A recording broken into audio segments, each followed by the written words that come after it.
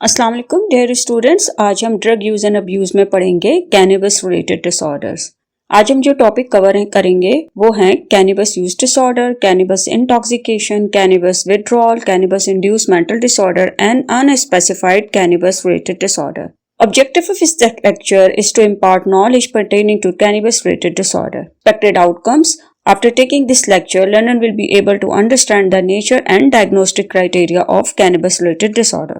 Diagnostic criteria of cannabis-related disorder: a problematic pattern of cannabis use leading to clinically significant impairment or distress as manifested by at least two of the following occurring within a 12-month period. अब जो कैनिबस user है, जो cheers का इस्तेमाल जो लोग करते हैं, वो चर्स का इस्तेमाल इस तरीके से करते हैं, कैनिबस इस तरह यूज करते हैं कि जिससे उनकी जो रोजमर्रा की जिंदगी मुतासिर होती है उनमें एक सिग्निफिकेंट इंपेयरमेंट नजर आएगी, उनकी डिफरेंट लेवल पर डिफरेंट सेटिंग में उनकी फंक्शनिंग डिस्टर्ब होगी, उनमें एक डिस्ट्रेस डेवलप होगी और वो डिस्ट्रेस, वो बेचैनी, वो परेशानी और वो प्रॉब्लम जो है वो इतनी सिग्निफिकेंट होगी कि उसके बाकी एरियाज को मुतासिर करेगी। अब वो हम क्या देखकर करेंगे कि पिछले 12 महीने या 1 साल के दौरान जो है वो उसके अंदर क्या क्या चीजें होनी चाहिए, हम किन क्राइटेरिया को सामने रखकर एक पर्सन को कैनिबस रिलेटेड डिसऑर्डर जो है वो डायग्नोज करेंगे। इसमें नंबर 1 है Cannabis is often taken in larger amount or over a longer period than was intended। अब एक पर्सन जो है वो जो कैनिबस का इस्तेमाल करेगा वो ज्यादा मिकदार में करेगा और लंबे अरसे तक करेगा उसे। Number 2, there is a persistent desire or unsuccessful effort to cut down or control cannabis use। अब वो पर्सन जो है वो इसको कोशिश के बावजूद भी उसे कैनिबस को मतलब छोड़ नहीं सकता, उसको कंट्रोल नहीं कर सकता, उसकी मिकदार को कम नहीं कर सकता। क्यों? क्योंकि वो लंबे अरसे से ले रहा है। अब उसके अंदर बार बार ये ख्वाहिश होती है कि वो ज्यादा ले और वो कोशिश अगर करेगा भी तो उसके लिए मुश्किल होगी।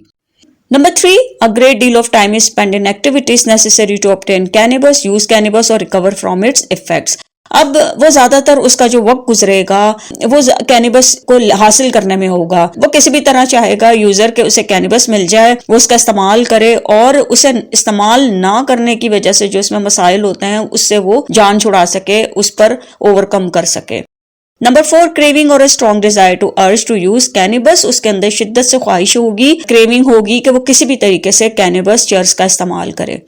Number 5, recurrent cannabis use resulting in a failure to fulfill major role obligation at work, school और home। और बार बार चूंकि वो ले रहा है, हाल ही में वो ले रहा है, तो उसकी वजह से वो जो उसके रोजमर्रा के काम होंगे वो मुतासिर होंगे, वो अपनी जिम्मेदारियों को सही तरीके से अदा नहीं कर पाएगा। वो जिम्मेदारियां घर से रिलेटेड भी होती हैं, काम की जगह से रिलेटेड भी होती हैं, जॉब से रिलेटेड भी होती हैं। स्कूल अगर वो स्टूडेंट है तो वो स्कूल या उसकी academic performance school, college, university level पर या कोई और ऐसा इदारा है जहां से वो कुछ वो लर्न कर रहा है, कुछ कोर्सेज कर रहा है, तो वो सारी फंक्शनिंग जो है इस पर्सन की डिस्टर्ब होगी, यानी वो हर डोमेन में उसकी फंक्शनिंग जो है डिस्टर्ब होगी, वो अपनी जिम्मेदारियों को सही तरीके से अदा नहीं कर पाएगा।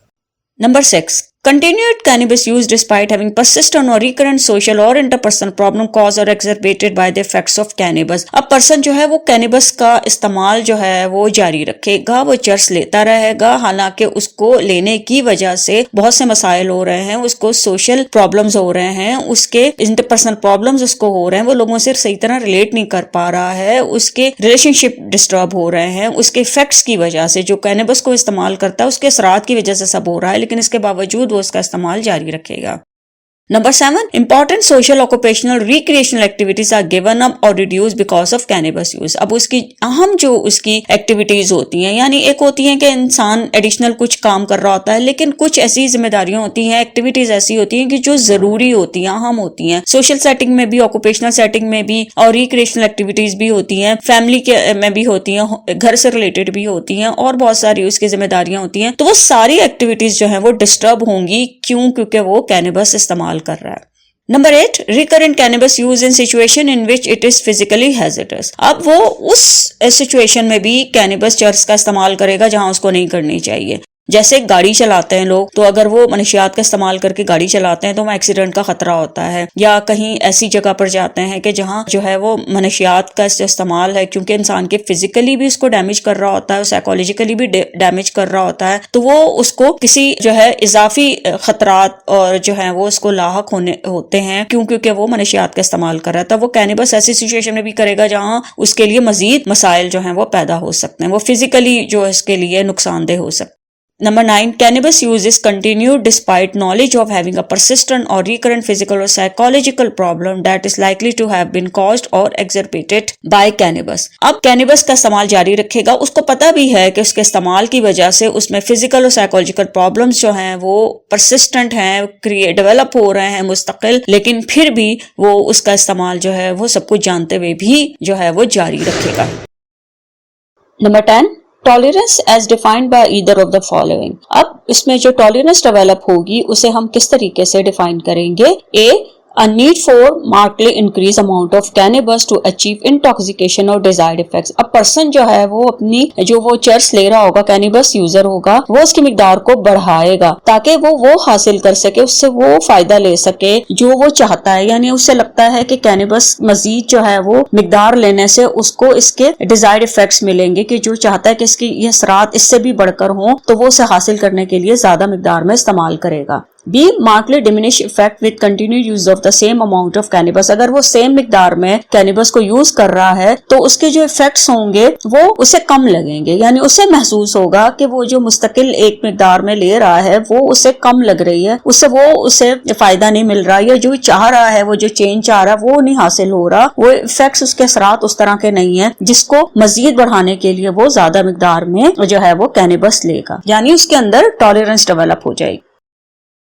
11, withdrawal as manifested by either of the following। अब withdrawal symptoms जो हैं वो उसके अंदर डेवलप हो सकती हैं, यानी जब पर्सन जो है, यूजर जो है, वो जो जितनी मिकदार वो ले रहा होता है उसको जब कट डाउन करता है या उसको छोड़ देता है तो उसके अंदर withdrawal symptoms जो हैं वो डेवलप होना शुरू होते हैं। A, the characteristics withdrawal syndrome for cannabis refer to criteria A and B of the criteria set for cannabis withdrawal। अब यहाँ पर जो withdrawal जो उसके अंदर जो characteristics होंगी, उसकी जो symptoms उसके अंदर डेवलप होंगी, वो क्राइटेरिया और बी क्राइटेरिया जो है वो उसको सामने रखकर देखा जाएगा। B, cannabis or a closely related substance taken to relieve or avoid withdrawal symptoms. अब कैनबिस या उससे जो है वो मिलती जुलती या इसी तरह के जो कैनबिस से उसको फायदा एक पर्सन को मिलता है, वो उससे मिलती जुलती कोई और सब्सटेंस या ड्रग जो है वो लेगा ताकि जो उसके अंदर विड्रॉल सिम्टम्स हैं उससे उसकी जान छूटे, वो जो है उसके असरात जो है वो कम हो।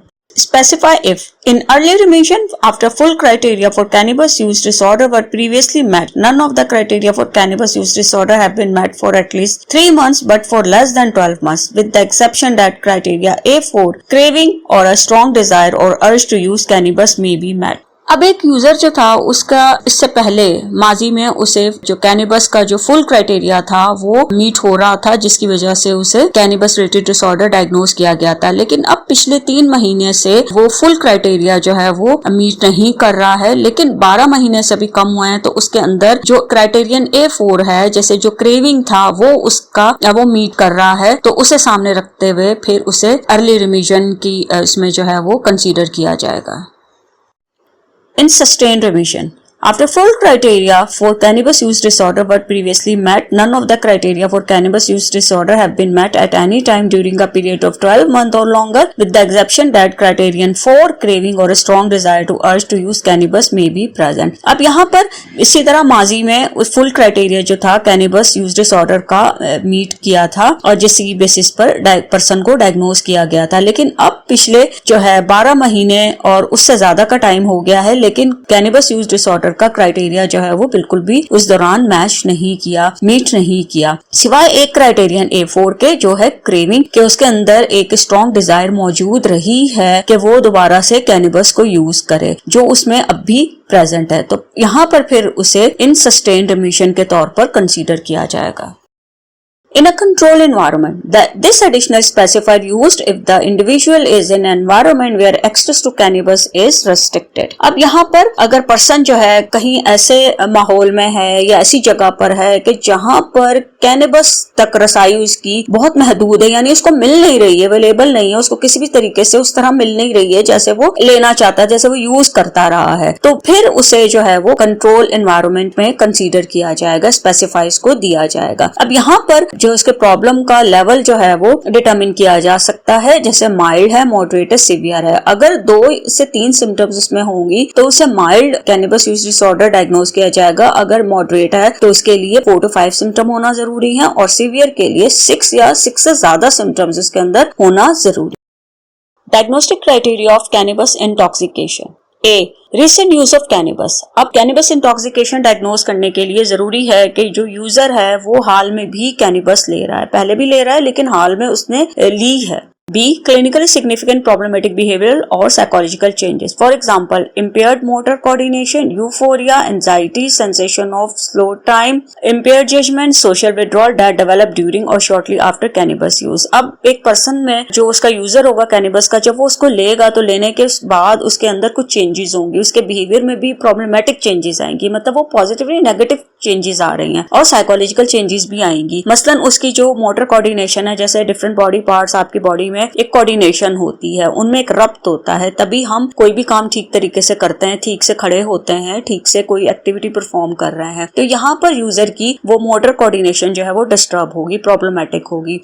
यूफोरिया, उसका एक्साइटेड जो है एलिवेटेड मूड होगा, या बहुत ज्यादा, जैसे कि इंसान जो है बहुत ज्यादा खुश होता है कि नॉर्मल चीज नहीं है, ये नॉर्मल से ज्यादा होगा, कि बड़ा खुशगवार और बड़ा एनर्जेटिक बंदा फील कर रहा होता है। एंजाइटी उसमें हो सकती है, सेंसेशन ऑफ स्लो टाइम, कि उसको इस टाइम जो है वक्त जैसे गुजर रहा है उसको वो नहीं फील नहीं कर पा रहा है, उसको अंडरस्टैंड नहीं कर रहा, वो उसको बहुत ही उसकी रफ्तार जो है वो कम उसको महसूस हो रही है। और उसकी जजमेंट जो है, चीजों को सही तरीके से जज नहीं कर रहा, उसकी निशानदेही नहीं कर रहा, उसको समझ नहीं पा रहा है। और सोशल विड्रॉल है कि वो लोगों से दूर है, वो इस तरीके से उसकी सोशल रिलेशनशिप डिस्टर्ब हो रहे हैं और उसकी सोशल फंक्शनिंग जो है वो भी प्रॉब्लम होगी, विड्रॉल होगी, कि यानी वो रिलेट करने में उसको डिफिकल्टी हो रही है। ये सारी सिम्टम्स इसके अंदर हो सकती हैं उसको कैनबिस यूज के दौरान भी और उसको लेने के फौरन बाद।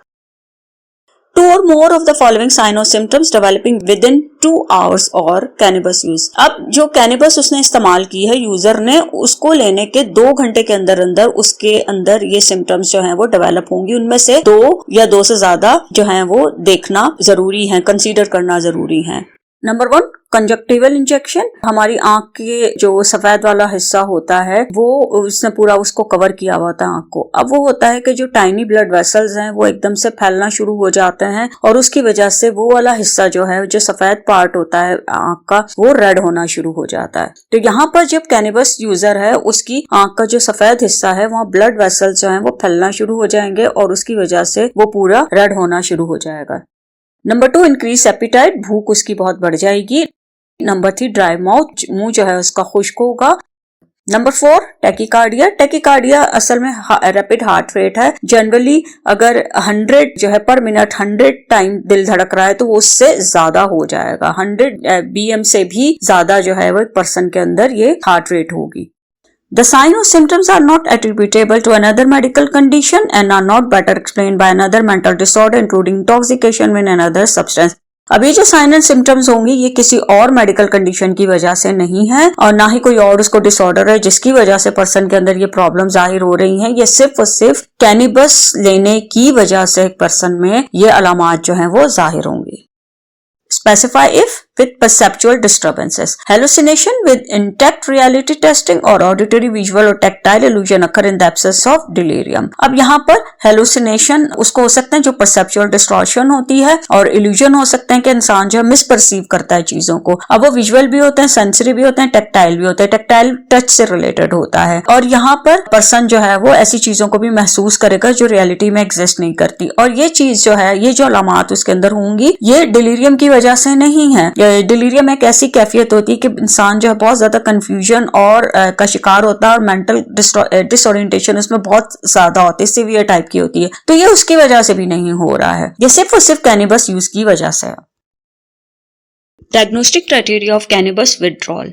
A, cessation of cannabis use that has been heavy and prolonged, usually daily or almost daily use over a period of at least a few months. अब पर्सन जो है वो कैनबिस बड़े अरसे तक इस्तेमाल करता रहा है और बड़ी मिकदार में वो इस्तेमाल करता रहा है और रोज तकरीबन इस्तेमाल करता था कुछ महीनों से और अब उसने उसको छोड़ दिया है। तो ये क्राइटेरिया मीट करना जो है वो जरूरी है। B, 3 or more of the following sign and symptoms develop within approximately 1 week after criterion A. अब ये जो क्राइटेरियन ए है कि उसने अब अचानक से जो है वो कैनबिस जो है वो यूज करनी छोड़ दी है, तो उसके अंदर कुछ अलामात जाहिर होंगे, साइन एंड सिम्टम्स डेवलप होंगे उसके एक डे के अंदर अंदर। उसमें से 3 या 3 से ज्यादा को कंसीडर करना जरूरी है कैनबिस विथड्रॉल डायग्नोज करने के लिए।